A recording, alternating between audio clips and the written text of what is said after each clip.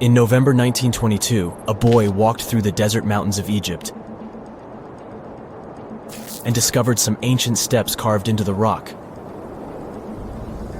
Subsequently, this find became one of the world's largest and most significant archaeological discoveries.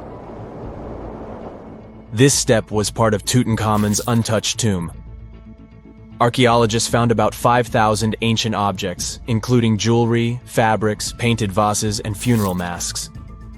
You've probably seen one of them. It has become one of the most recognizable attributes of ancient Egypt. More than 100 years have passed since then, and now humanity has finally become close to another large-scale discovery, the tomb of Cleopatra. This queen was the last active ruler of the Ptolemaic Kingdom of Egypt, who sat on the throne from 51 to 30 BCE. There are many ancient records about Cleopatra, her reign, and her unusual personality, but until now, no one has discovered the secrets about her passing away in the burial place.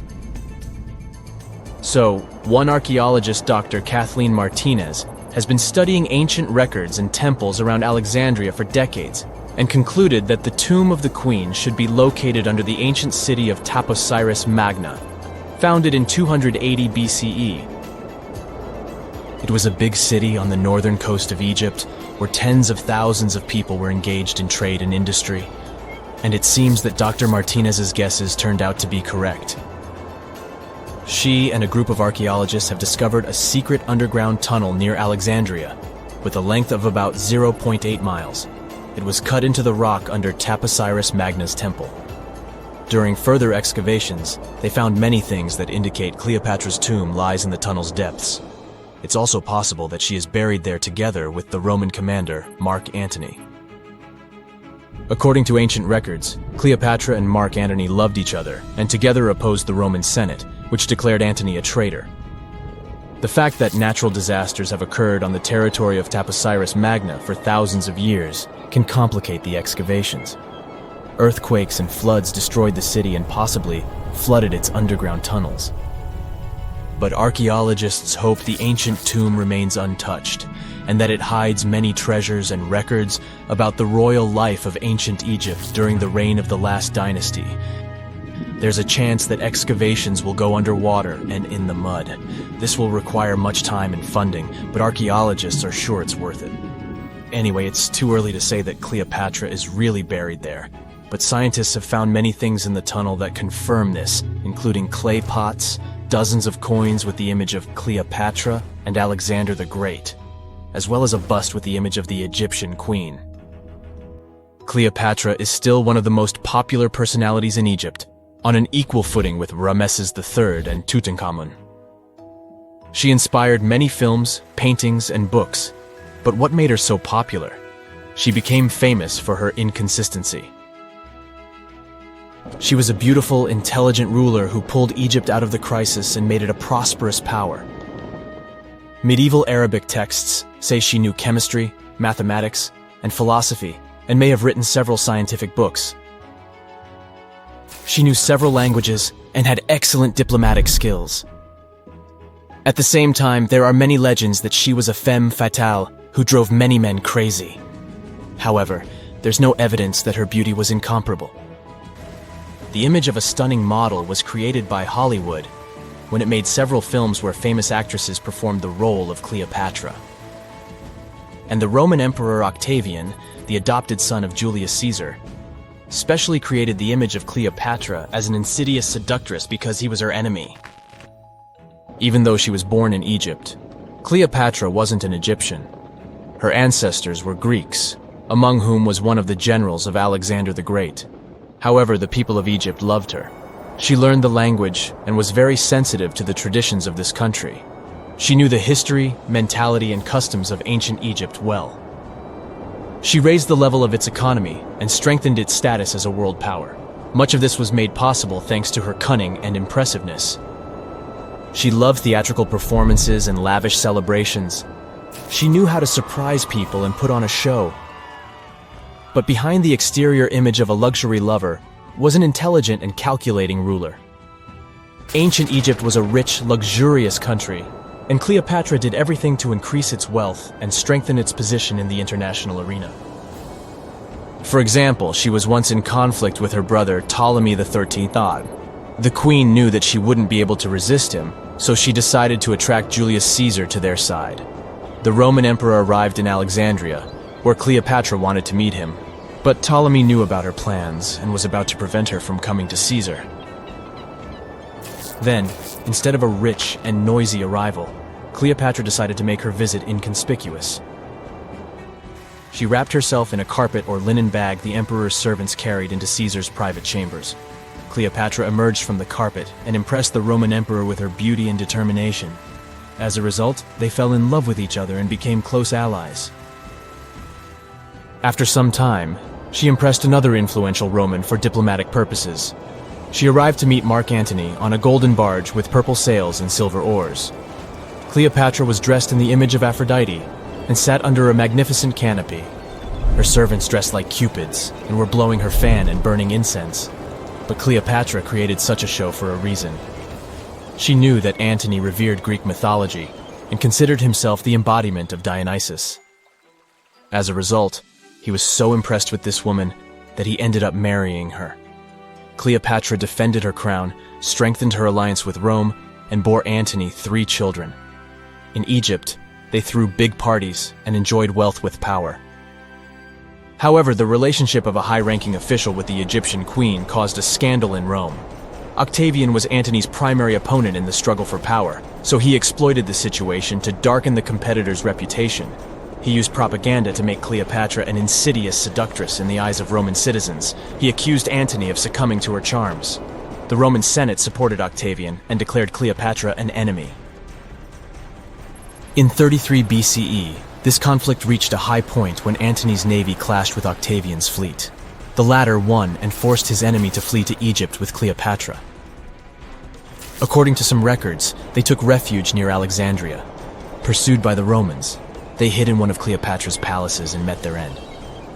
Some legends say that Cleopatra was an expert in poisons.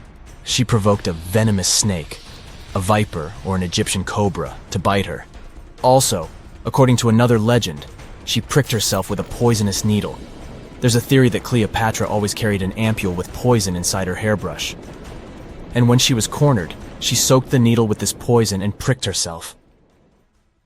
None of this can be said for sure. Scientists are still trying to find out the truth. Perhaps when they reach Cleopatra's tomb, the world will get more answers about her tragic fate. She is considered the last ruler of Egypt.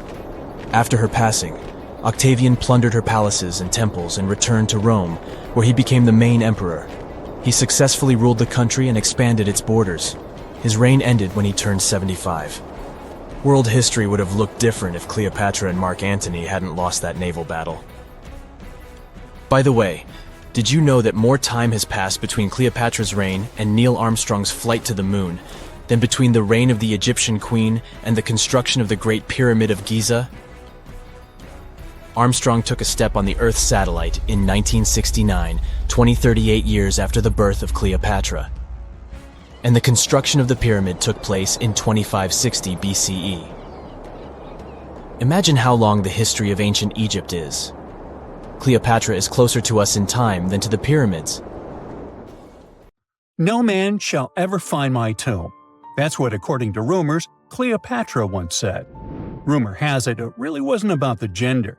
She wanted no living soul to disturb her, and I think she meant that no human would ever discover the location of her grave. But, surprisingly, it was indeed a woman who was closer than anyone before to finally discovering the Queen's resting place. Meet Kathleen Martinez Berry, a criminal lawyer turned archaeologist. She got so intrigued with Cleopatra's story that she packed her bags and went to Egypt with no official support and even no permission from the authorities. All she had was pure determination to find the Queen's tomb. Now, you could say Kathleen had always been ahead of the game. She skipped grades in school, mastered piano, chess, swimming, and martial arts, and grew up listening to top intellectuals debating in her home. And she even got her law degree at just 19, and archaeology was her side passion. She had never actually been to Egypt, never dug up a single artifact. But her fascination with Cleopatra went all the way back to an argument with her father in 1990. That day, she walked into his library looking for a copy of Antony and Cleopatra by Shakespeare. Her dad, Fausto Martinez, a professor and legal expert, casually called Cleopatra a seductress. Kathleen wasn't having it.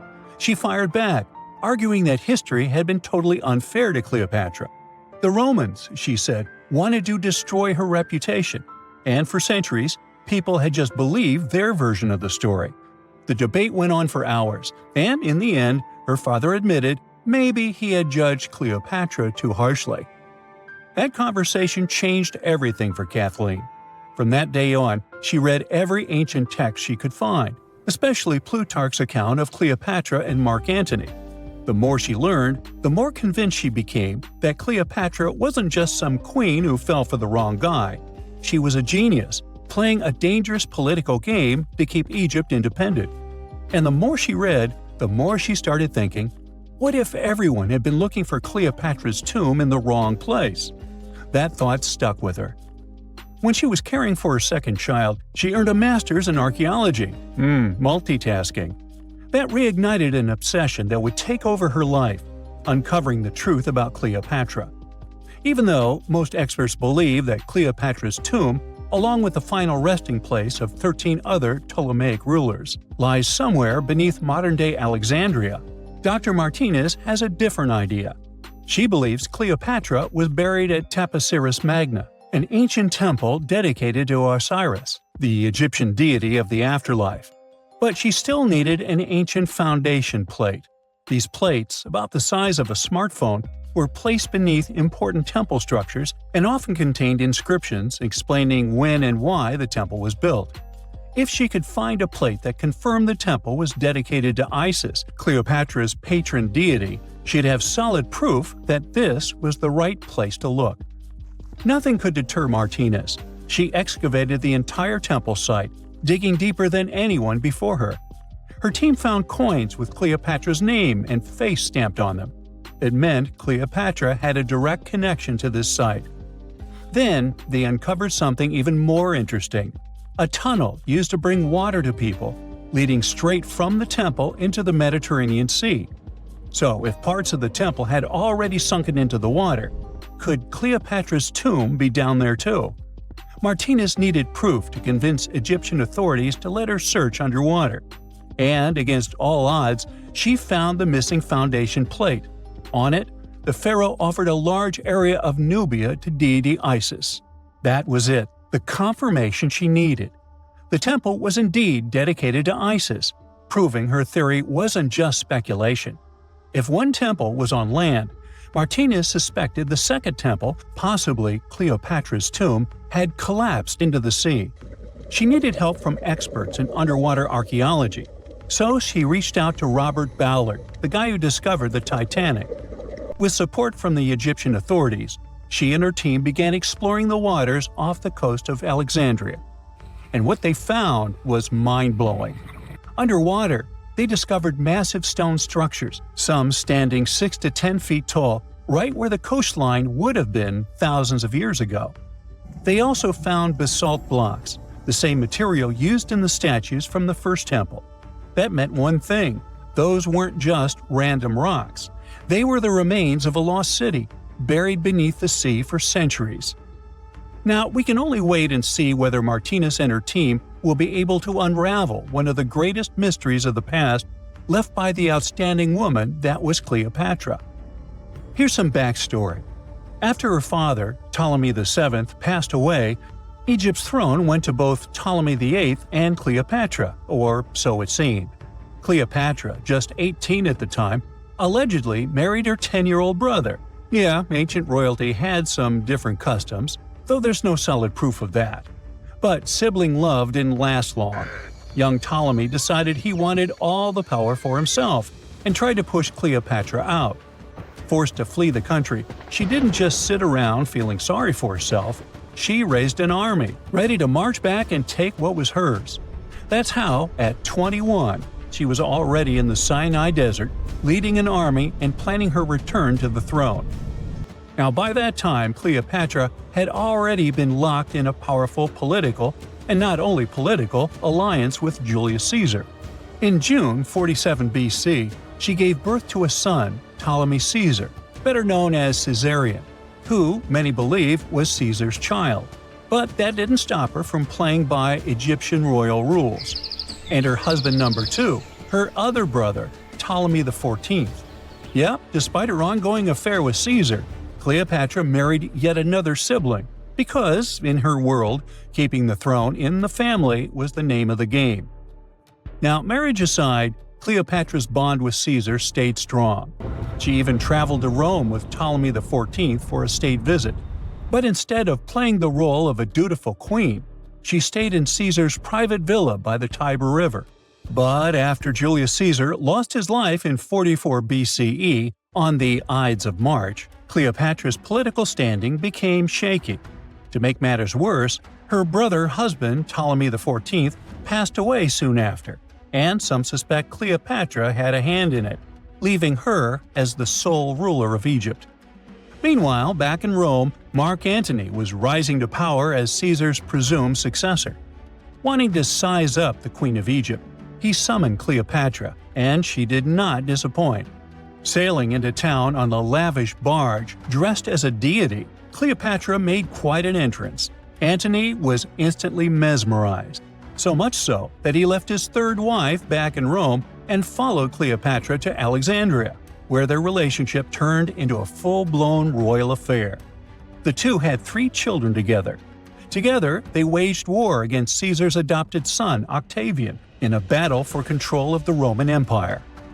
The last time the queen was seen, she was in her mausoleum, dressed in full royal splendor, diadem on her head, lying on what Plutarch called a golden couch. When Antony and Cleopatra lost at Actium, Octavian's forces marched into Alexandria. Cleopatra apparently knew the end was near, so she locked herself inside her mausoleum, surrounded by gold, silver, pearls, and priceless art. Those were the treasures she threatened to burn rather than let the Romans take them. Antony, meanwhile, wasn't going to let the Romans capture him alive. He wounded himself with his own sword, but before he passed away, he was carried to Cleopatra's side. She held him as he took his last breath in her arms. A little over a week later, Cleopatra made her own choice. Rather than face humiliation as Octavia's prisoner, she ended her life. Legend says it was the bite of a deadly asp, though history isn't quite clear on that. At the time, Cleopatra was only 39. Sounds like a rather full life to me. The ancient city of Taposirus Magna is hidden on the northern coast of Egypt. These days it has very little of its former glory, but what lies beneath it may hold the secret to uncovering a famous mystery, that of Cleopatra, the most memorable Egyptian queen in history. The recently discovered tunnel is also known as a geometric miracle for its time. Excavations have uncovered a 43-foot-long structure below the ground, which is partially submerged in water. Its shape and construction technique are similar to that of the Eupalinos tunnel, another amazing ancient discovery. This one is located in Greece and was built by excavating simultaneously from 2 points, aiming to have them meet in the middle. The use of math and geometry to make this construction was astonishingly precise for those days, more so since it was built near a mountain.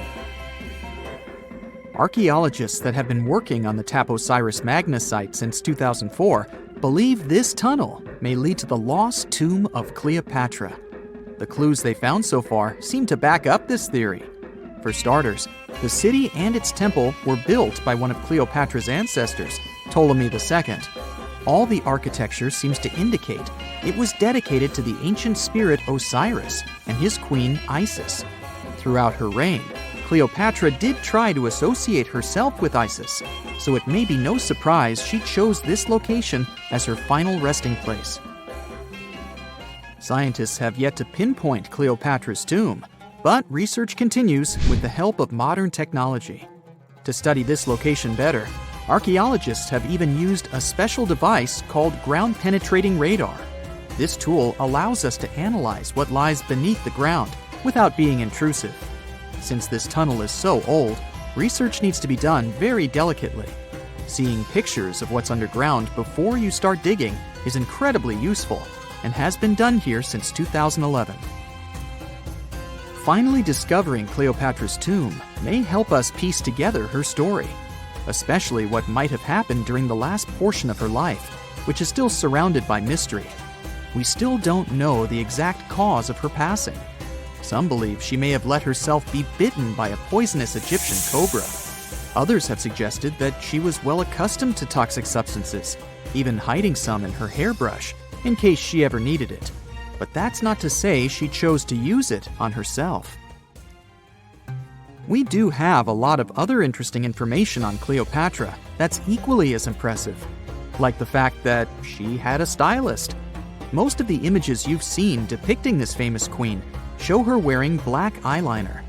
This look was put together by Airas, a woman known to have been her personal beautician.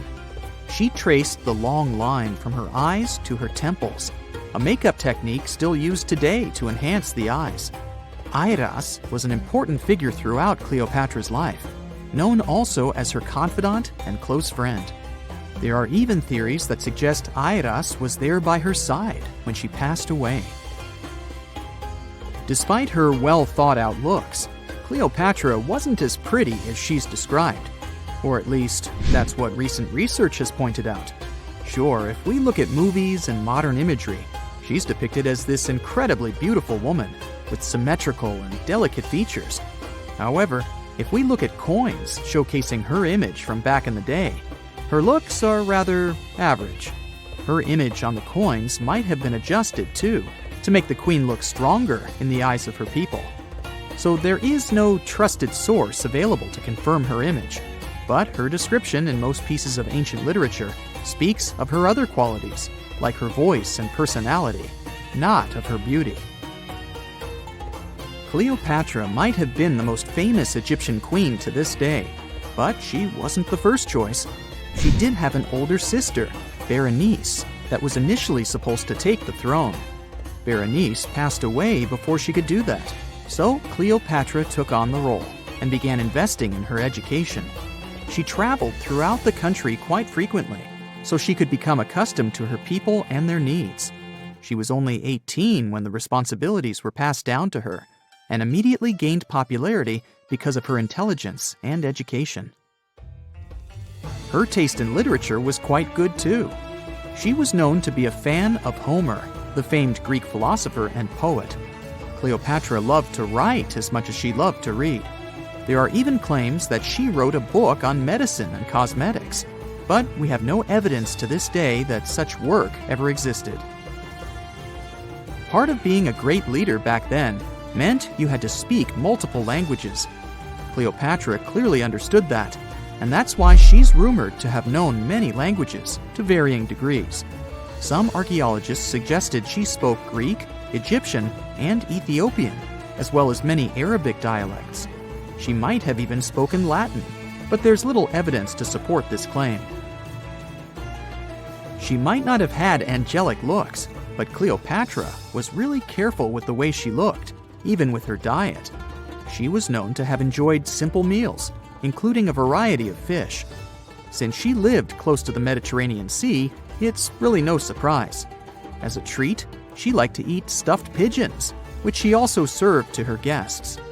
Other dishes on the menu included vegetables and fava bean soup.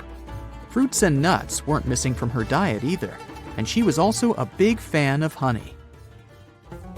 Recently, a team of experts has even tried to recreate her famous perfume. Think of it like the ancient equivalent of Chanel No. 5.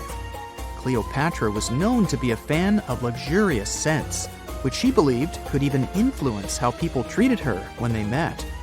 The basis of this scent is myrrh, a resin gathered from a local tree.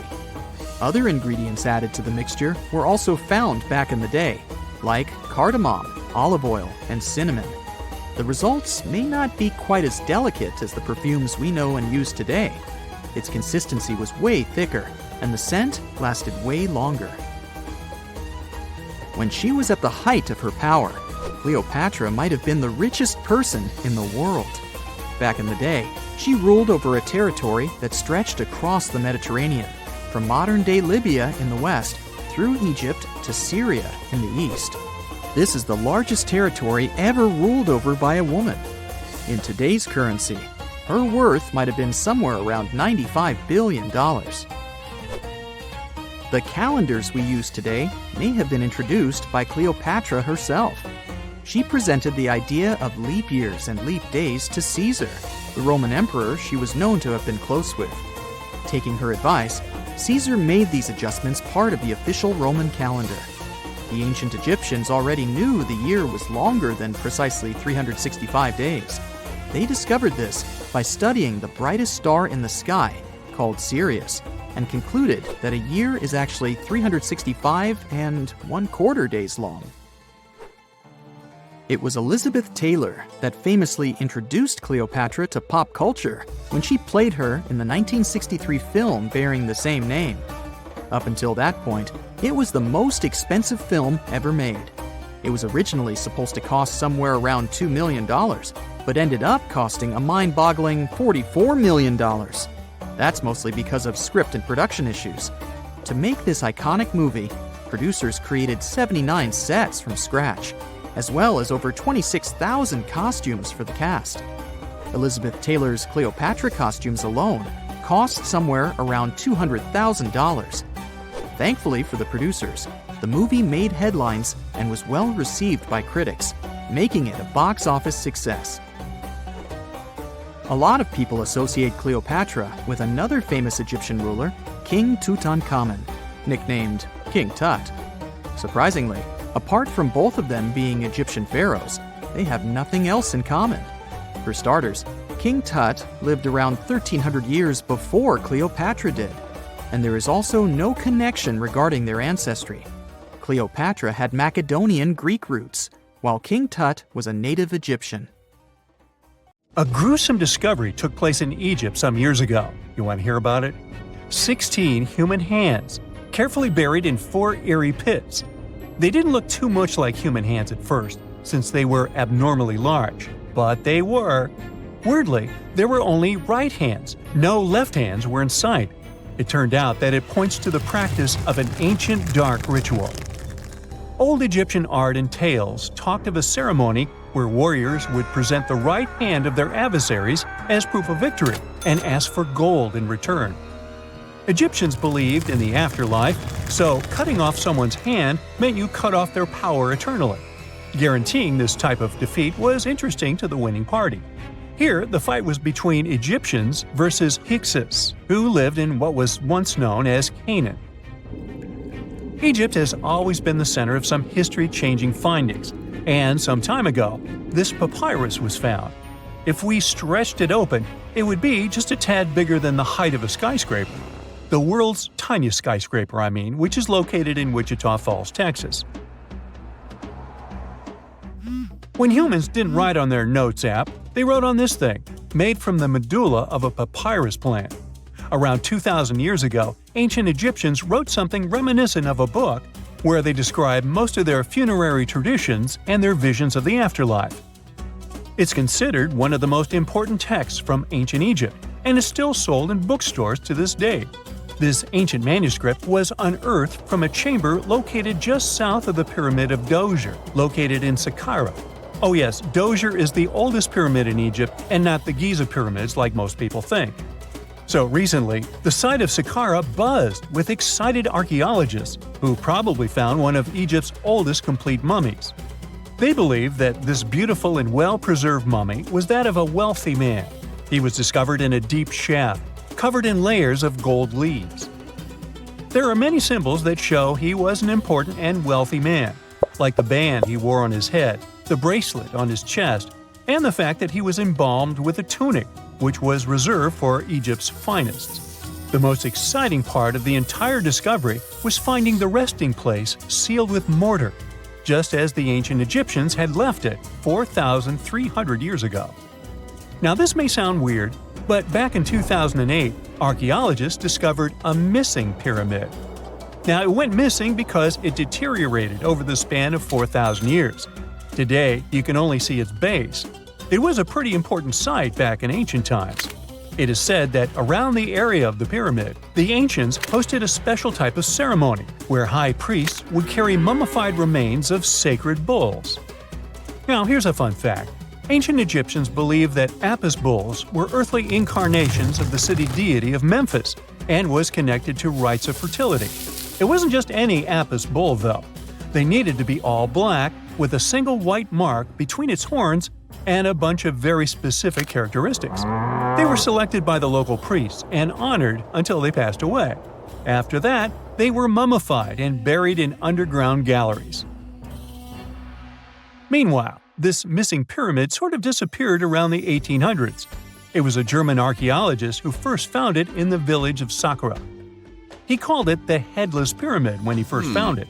But then, years after the official discovery, the desert sand came along and covered the whole thing. There were some excavations between the 19th and 20th centuries, but they weren't too systematic. That's why scientists were so thrilled when they dug an entire pyramid's base after removing the 25-foot mound of sand that was covering it. Oh, and it turns out American archaeologists are excavating a cemetery in Egypt that could contain over 1 million mummified bodies. So far, archaeologists have dug around 1,700 mummies. One of the main differences from other classic Egyptian mummies is that these people weren't kings and pharaohs. They were commoners that most likely lived about 1,500 years ago, when Egypt was controlled by the Roman and Byzantine empires. The name of the cemetery is cool, though, the Way of the Water Buffalo, just in case you want to check it out on your next trip. Other than bulls and buffaloes, ancient Egyptians also liked baboons. Are you seeing a pattern here? In the beginning of the 20th century, archaeologists discovered a site filled with mummified baboons in a place called, guess what? The Valley of Monkeys. An animal wouldn't have been mummified if it wasn't considered important. Certain animals were more important than others, since they were linked to specific deities. Jackals were connected to Anubis, the ancient god of the afterlife, and cats were likened to the female deity Bastet. Baboons were a pretty big deal, since they were believed to be connected to Thoth, the deity of wisdom and advisor to Ra, one of Egypt's supreme deities. The archaeologists who studied these animals weren't too happy. They think these baboons were kept inside and were deprived of sunlight for most of their lives. They had extreme vitamin D deficiencies and they were poorly fed. Maybe Thoth got angry with these baboon keepers. Just a guess. Since there's never a boring day for archaeologists in Egypt, they also found human mummies with golden tongues. Since Egyptians were all about the afterlife, they believed that golden tongues might help a person speak once they pass to the other side. I mean, it's a long shot, but hey, why not? Some of these mummies were placed in wooden coffins with goods, such as necklaces, pottery, golden artifacts in the shape of lotus flowers and scarab beetles, and iPhones. Just kidding. A new temple was also unearthed recently in Egypt. Scientists believe it was dedicated to honor Zeus Cassios. That deity would be a cross between Zeus, the almighty Greek deity of the sky, and Mount Cassios. While digging around the Sinai Peninsula in Egypt, archaeologists spotted 2 pink granite columns poking out of the ground, and bingo. They believe these columns represented the temple's front gate and collapsed during an earthquake many years ago. And speaking of deities, there weren't only super serious deities. Recently, scientists unearthed a golden ring in a city south of Cairo. No, Frodo, it's not magical. It was a normal gold ring, but it had the depiction of the deity of fun, officially named Bes. This deity is often described in sacred texts as a happy, chubby dwarf. Today, many tattoos we get are sorta deprived of any sense and are made of aesthetic purposes only. In ancient Egypt, though, women would get tattoos as a token of protection for childbirth. That's what scientists think, at least. Around the Nile region, scientists found some mummies that had well-preserved tattoos, which is a rarity since the skin deteriorates so easily. 2 of these women tattooed their lower backs, and the drawings were simple. They were mostly pictures, including that same chubby dwarf we just talked about, Bes. He also had a side hustle as the protector of women during childbirth. Now, would you believe me if I told you ancient Egyptians invented robots? No? Well, that's because that's not entirely true. Sure, they were astronomers, mathematicians, and engineers, and somehow they also squeezed an eccentric invention into that package. an automated deity some scientists called Hathor. This wooden statue had been in the Metropolitan Museum of Art for years before someone noticed its secret. With the help of an X-ray machine, specialists discovered a mechanical operating system inside it. The pulley-like axis goes from the statue's shoulder to her left leg. When the system rotates, the statue raises and lowers her hand. Hey, pick me! Pick me! I got my hand up here. One of the most unexplored and mysterious places on Earth is located in plain sight. It's one of the most majestic monuments of humankind. The wonder of the ancient world hides a secret that scientists and archaeologists still can't solve. This is the Great Sphinx of Giza in Egypt. The huge sculpture of a lion with a human head was carved out of rock about 4,500 years ago. Scientists still don't know the exact date of its creation and are also unaware of who built it and what for. There are many assumptions and theories, but none of them has been confirmed. Most people have seen this majestic sculpture either in photographs or in reality, but almost no one knows what's hidden underneath it. The statue of the Sphinx was carved from a single piece of limestone.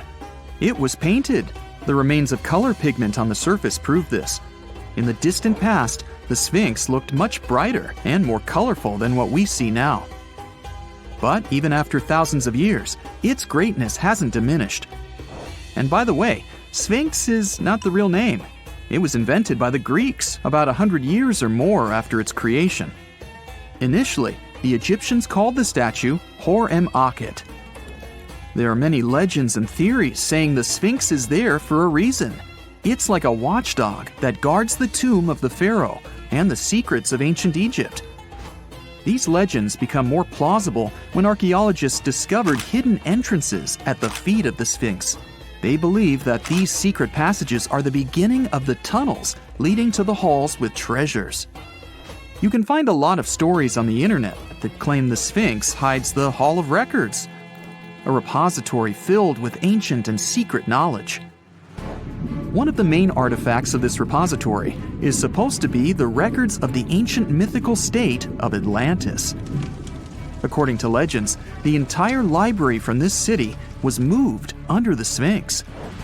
The entrance to this library must be located next to the Sphinx's right paw. Many archaeologists tried to find this entrance, but came away empty-handed. Also, there are many images with detailed diagrams of the underground city that consists of a network of tunnels and chambers under the Sphinx. Someone says there are structures as tall as 12-story buildings hiding underground, but there's no evidence of this. Archaeologists, even after millennia, continue to explore the mysterious sculpture. At the same time, many Egyptians don't want to learn more about the Sphinx. They're terrified of awakening something supernatural. In 1998, scientists discovered tunnels leading to empty caves under the Sphinx. They found evidence of earlier excavations there. It's quite possible that someone managed to find the treasures and take them away. Some people believe Egyptians found some kind of artifact under the Sphinx that has the power of unknown advanced technologies. The artifact is so powerful that it can change the course of history. Of course, most theories are just fairy tales of conspiracy fans, but it's a confirmed fact that the Sphinx hides a system of caves and rooms. There are so many rumors surrounding the Sphinx that it's impossible to understand what's true and what's false. In any case, it's difficult and dangerous to study the sculpture because active excavations can destroy it. And then the entrance to the underground rooms can get blocked by rocks and lost forever. Also, further exploration requires a lot of money, and financing is not always easy to find. But the main reason? It's too risky. There's no guarantee that people will be able to get out of the underground labyrinths. For these reasons, scientists and archaeologists have been exploring this majestic structure for so long. Another famous architectural monument with a secret is Mount Rushmore in South Dakota. Everyone admires the images of the US presidents' faces carved into the rock, but few people know that there's a secret room hidden behind the head of Abraham Lincoln. The architect of Mount Rushmore wanted to carve slabs on the rock with the record of the main stages of the country's history. But his plan was too complicated to carry out. Then he was offered to implement it on a much smaller scale, to build a secret room inside the mountain. The idea was to save this knowledge so that future generations will always remember the history of their country. Unfortunately, the architect didn't have time to finish his work. The construction stopped for several decades. But in the late 90s, the project was resumed. Porcelain enamel panels depicting the history of the US were placed in the room.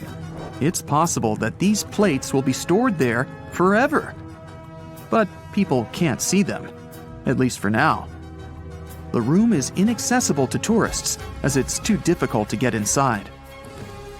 Another secret room is located in the Empire State Building.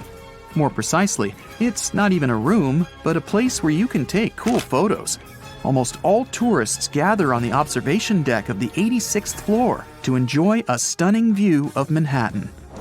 But there's another deck with panoramic windows on the 102nd floor. There are way fewer people there because almost no one knows about that place. Fortunately, access to this deck is open to everyone. You probably won't have to wait in line for a long time to take a photo. You'll feel special because you're in such a secret place where there are almost no people. But the coolest place is even higher, on the 103rd floor. This is a spacious observation deck where celebrities get their photographs taken. It's not a public place, but if you know the right people, you can get there. There are almost no security measures on the site. Only a low ledge between you and an abyss. That's why crowds of people are forbidden from coming here. It's not so easy to get there, and you're unlikely to succeed without a guide. First, you need to choose the right elevator that will take you there. Then you'll go through several engineering rooms filled with pipes, electrical panels, and other technical stuff. The final part of your way is a set of stairs inside a tiny corridor. And here you are, at the top of New York. Now we're in Paris. See the Eiffel Tower? Inside it, there are restaurants and observation decks. But if you try hard, you can find a secret apartment. Now it's a museum, but it was built so that people could live in it. The architect of the tower, Gustav Eiffel, created this apartment in 1889 for himself. It's almost at the very top of the Eiffel Tower. Imagine what a beautiful view he observed every day. He was the first and only tenant. No one else could gain access to this place. When the architect passed away, the apartment remained empty for a long time. Only recently, they restored it and turned it into a museum. Inside, the epoch of the last century is recreated. They even put wax figures of Gustav Eiffel, his daughter, and the American inventor Thomas Edison inside the room. This place is filled with an endless stream of passengers, office workers running late, visitors from other cities, noise, and train whistles. At Grand Central Station in New York, among all these sounds, you can hear the sound of a ball hitting a racket, if you're in the right place. A real tennis court is hidden inside New York Central Station. It belongs to a tennis club that arranges corporate games for employees of many companies. The club was opened in the 60s. Now we're moving to London, Charing Cross Road. It isn't easy to find one secret place here. To do this, you need to look carefully at your feet.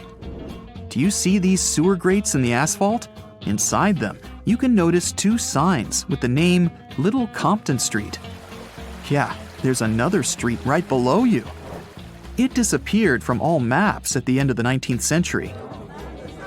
Charing Cross Road was built over it. The identification signs that you see are part of old engineering tunnels. There's another interesting place in London. It's located in the southeast corner of Trafalgar Square. At first glance, it looks like a thick lamppost, but there are too many tourists walking around. You come closer and realize that one person can easily fit inside the post. The lamppost belongs not to an electrician, but to a police officer. Yeah, this is the smallest police station in the world. It was built in the 1930s and used as a watch post. Officers had to sit there one by one and watch Trafalgar Square. That always attracted a lot of pickpockets and all kinds of other criminals.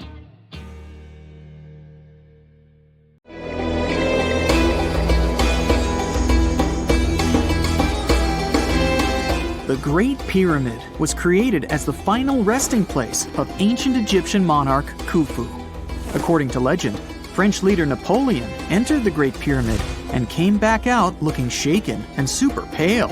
He never revealed what he saw inside, but whatever it was is said to have affected him for the rest of his life. When Napoleon entered the pyramid, he would have walked through a super tight and ascending passageway. He'd then go through another passageway, known as the Great Chamber. This corridor would have been much taller than the previous one, and would have cobbles too. He'd then reach the King's Chamber, the centerpiece of the Great Pyramid, which was lined with huge blocks of granite. But it wouldn't have looked as grand as we might imagine. There are no hieroglyphics decorating its walls, as Egyptians only began decorating the burial chambers of pyramids much later on. The pharaoh's tombs deep inside the pyramid would have also been filled with treasures, from chunks of gold to the world's most expensive jewelry. But this would have all been looted a long time ago. The only thing that probably would have been left in there would have been a huge sarcophagus, which would have once contained the king's mummy. He'd also have to walk past the queen's chamber. This room most likely didn't hold any queens though, as pyramids were usually only built for one person. There are mysterious tunnels leading from here. To this day, no one is really sure what they're there for. And that's not the only mysterious and creepy thing Napoleon may have encountered, as stories of pharaohs leaving ancient curses on pyramids go way back. Many pyramids had warnings written on the outside, telling of horrifying things that would happen to those who entered and disturbed the peace. We might not know what exactly Napoleon found in the Great Pyramid that scared him so much, but we know for sure what was found in Tutankhamun's tomb. Tutankhamun was an ancient Egyptian pharaoh who was only 8 or 9 years old when he took to the throne. He became a cultural phenomenon when his tomb was discovered almost completely intact in 1922. His pyramid sits in the Valley of Kings in Thebes, modern Luxor, which is in Egypt. Unlike the Great Pyramid, Tutankhamun's tomb was covered in beautiful wall decorations. The walls told the story of how he would travel to the afterlife through the underworld. Egyptians believed all people would have to take this journey, so they would fill their tombs with objects and paintings to help them get there. There'd also be spells painted on the walls. They believed this would help people pass over to the next realm. The journey would be pretty long, and for that reason, the ancient Egyptians would also fill the pyramids with food. Tutankhamun's pyramid was filled with 8 fruit baskets. They even found something called gingerbread fruit in there. The rooms were jam-packed with furniture, statues, clothes, and staffs, amongst a whole bunch of other things. You'd likely find a lot of clothes and expensive jewelry in the pyramids as well. The ancient Egyptians wanted their ancestors to travel in style to the afterlife. They put Tutankhamun in his final resting place with over 50 pieces of clothing, all of the highest quality. There were tunics, scarves, gloves, and headdresses, and a ton of jewelry. Bracelets, pendants, necklaces, rings, and scarabs for protection were all found inside. Each of them was made of gold or precious stones. There were also fans made of ostrich feathers to keep the old pharaoh cool in the hot Egyptian sun. But the temperature inside the pyramids never actually went above 68 degrees Fahrenheit. The ancient Egyptians developed a super cool air conditioning system that we don't fully understand even today. Tutankhamun's pyramid also contained 130 walking sticks made from ebony, ivory, silver, and gold to help him on his journey. There were 3 chariots hidden away in case he got tired of all the walking. They also put 11 boat paddles inside, but there was no sign of any boat. The pyramids would be littered with the pharaoh's favorite scents and perfumes. During the excavation of Tutankhamun's pyramid, it quickly became clear that it had been robbed during ancient times. There was damage to doors and traces of oils left in empty jars. It looks like someone raided the pyramid for gold and the scents, perfumes, and oils that had been left for King Tut. There was still a bit of perfume, which was made from coconut oil and frankincense, left in one bottle. It seems like Pharaoh Tutankhamun loved board games. There was an ivory traveling set of Senet in his pyramid. Although we don't know for sure exactly how to play it, we have figured out it was sort of an ancient Egyptian version of backgammon. It looks like it was a two-player game where the goal was to knock your opponent off the board. Not really sure who Tutankhamun's mummy was supposed to play with, though.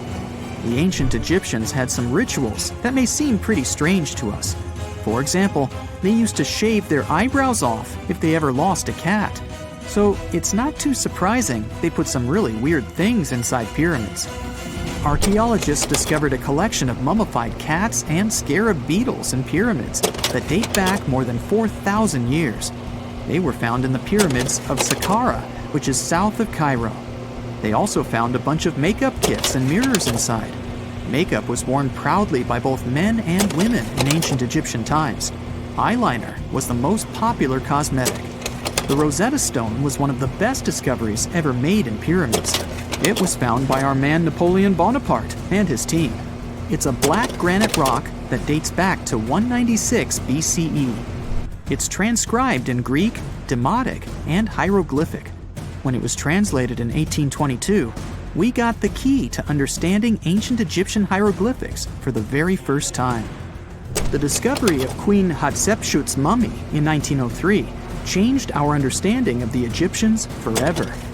After she had passed away, her successor, Thutmose III, removed most of the evidence of her reign, so we basically knew nothing about Egypt's first great female leader. She's now gone on to become one of the few and most famous female pharaohs of Egypt. Pharaoh Khufu even had a fully fledged boat in his pyramid. Archaeologists uncovered more than 1,200 pieces of a giant boat near the Great Pyramid at Giza. They reassembled the boat, and it's a whopping 144 feet long. It's most likely a solar boat, which was designed to carry the resurrected king with the deity Ra. Fun fact, the Pyramid of Giza is the last remaining of the 7 wonders of the ancient world. The other 6 are the Hanging Gardens, the Colossus, the Temple of Artemis, the Mausoleum, the Lighthouse, and the Statue of Zeus. This pyramid was also the world's tallest man-made structure for 3,800 years, and it's the biggest pyramid in Egypt. It took a staggering 2.3 million blocks of limestone, and some weighed as much as 80 tons. It took an incredible 100,000 laborers and a whopping 23 years to build. Its original height was a mega 480 feet. In 2017, archaeologists discovered something weird about Egypt's Great Pyramid. There's a hidden void that's at least 100 feet long, and no one really knows why it's there or what's actually inside it. The weird void is the first inner structure discovered within the 4,500-year-old pyramid since the 1800s. Scientists used cosmic rays to detect the massive hole, but are still no closer today to finding out what's inside. The ancient Egyptians took a lot of care building the pyramids, and everything was strategically placed and structurally sound, so it's super unlikely that this hole is due to blocks falling over time. Loads of pyramids also contain small model figurines called ushabti. These represented attendants. They believed they would come to life to serve the pharaohs in the afterlife. But it's amazing that all this stuff actually fit inside. There isn't actually a huge amount of space inside the structures. It's mostly just rock. Most people know that pyramids were built as grand tombs for the pharaohs, designed to ensure they had a smooth journey to the afterlife. The Great Pyramid of Giza, for instance, was constructed for the pharaoh Khufu. But what most people don't know is that this whole pyramid building trend started right here with the step pyramid of Djoser about 4,700 years ago. This massive structure was built for Pharaoh Djoser, a ruler from Egypt's 3rd dynasty. It rises 7 layers high above the ground and stands about 200 feet tall. We think of it today as a phenomenal architectural project, but for ancient Egyptians, the step pyramid of Djoser turned out to be more like a massive experiment, a trial run, if you will, to perfect their building skills before they moved on to even more ambitious pyramids. Reaching new heights is super exciting, but the real mystery is what is going on below the ground. In this pyramid's underground labyrinth, there is a network of tunnels stretching about 3.5 miles long, and some researchers believe these tunnels might have been part of a sophisticated water system that could completely change what we think about pyramid construction. Let's talk about this massive complex located in Saqqara. Surrounding the pyramid, there's what's known as a dry moat, a continuous trench that is up to 164 feet wide and almost 2 miles long.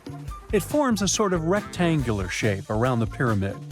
This trench has an average depth of about 65 feet. Now, if you were to add up all the earth and rock they dug out to create this moat, it would be about 10 times the volume of the step pyramid itself. For the longest time, people just assumed this trench was nothing more than a huge quarry, a place where they dug up stone and clay to build the step pyramid. Makes sense, right? But when you take a closer look, it doesn't add up. The trench is too narrow and deep to be practical for mining, and its layout doesn't match anything we know about ancient Egyptian quarrying methods. Plus, some sections of the trench are actually covered with a rocky ceiling, which would have made it nearly impossible to use as a quarry. Another theory suggests that the dry moat had some kind of spiritual significance. Maybe it was a sacred place, where souls of nobles gathered to serve the late king in the afterlife. There are even niches in the walls that work as a hint at this spiritual function.